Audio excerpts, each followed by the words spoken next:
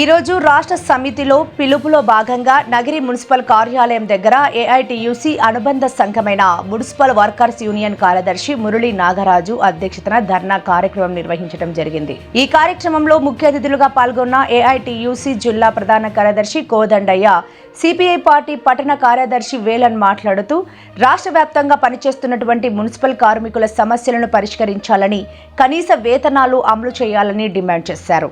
Municipal కార్మికుల retirement benefit కింద 5 లక్షల రూపాయలు గ్రాడ్యుటీ చెల్లించాలని, అదేవిధంగా ఈరోజు 29 వార్డులను నగరి మున్సిపాలిటీ 40 వార్డులుగా అధికారులు మారుస్తున్నారు.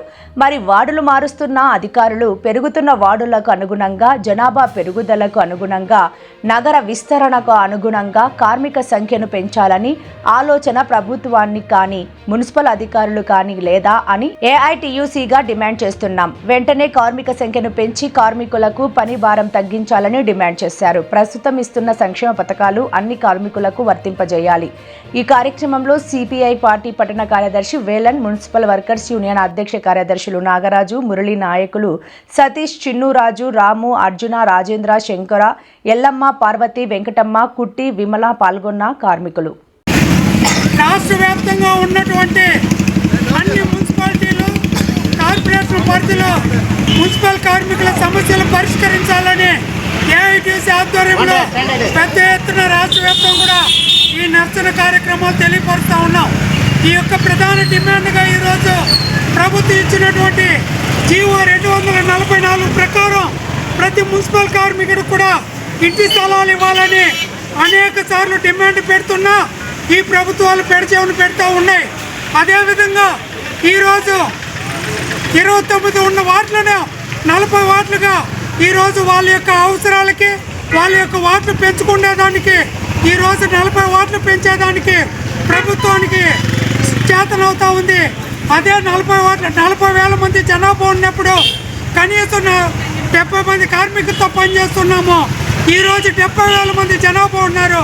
విస్తీర్ణం పెరిగింది, లేఅవుట్లు పెరిగినాయి. కార్మిక సంఖ్యను పెంచేదానికి ఈ యొక్క మున్సిపల్ అధికారులకు కానీ ఈ ప్రభుత్వాలకు కూడా ఆ మాత్రం ఇంకిత జ్ఞానం లేదా అని ఏఐటిసి మేము డిమాండ్ చేస్తున్నాం. కాబట్టి కార్మిక సంఖ్యను పెంచాలి, పని భారాన్ని తగ్గించాలని డిమాండ్ ప్రధానంగా ఈరోజు పెడుతున్నాం. ఈరోజు అంగన్వాడీ ఆశాలకు అందరికి కూడా గ్రాడ్యుయేటీ ఇస్తామని జీవోతో కూడా విడుదల చేయడం జరిగింది. ఈరోజు మున్సిపాలిటీ కార్మికులు నిరంతరం ఈ యొక్క కుళ్ళు కుతంత్రం పనిచేస్తూ ఈరోజు ఇంటికి వెళ్తే వాళ్ళని పోషించుకోవడం భారంగా ఉంది. అందువల్ల మున్సిపాలిటీ కార్మికులకు 5 లక్షల రూపాయలు గ్రాడ్యుయేటీ రిటైర్మెంట్ బెనిఫిట్ కింద ఇవ్వాలని డిమాండ్ చేస్తూ ఉన్నాం. అదేవిధంగా పర్మనెంట్ కార్మికులకు అనేక బకాయిలు ఉన్నాయి. మొత్తం కూడా అన్ని బకాయిలు కూడా ఇవ్వాలని అనేక డిమాండ్తో ఈరోజు చేస్తూ ఉన్నాం. అదేవిధంగానే ఈరోజు మున్సిపల్ కార్మికులకు ఏదైనా ఇప్పటికి మన నగర మున్సిపాలిటీలో 10 మంది కార్మికులు మరణించినారు, దాదాపు 15 మంది రిటైర్మెంట్ అయినారు. కానీ పిఎఫ్ డబ్బులు ఇంతవరకు ₹1 కూడా వాళ్ళకి చెంతకు చేరలేదు.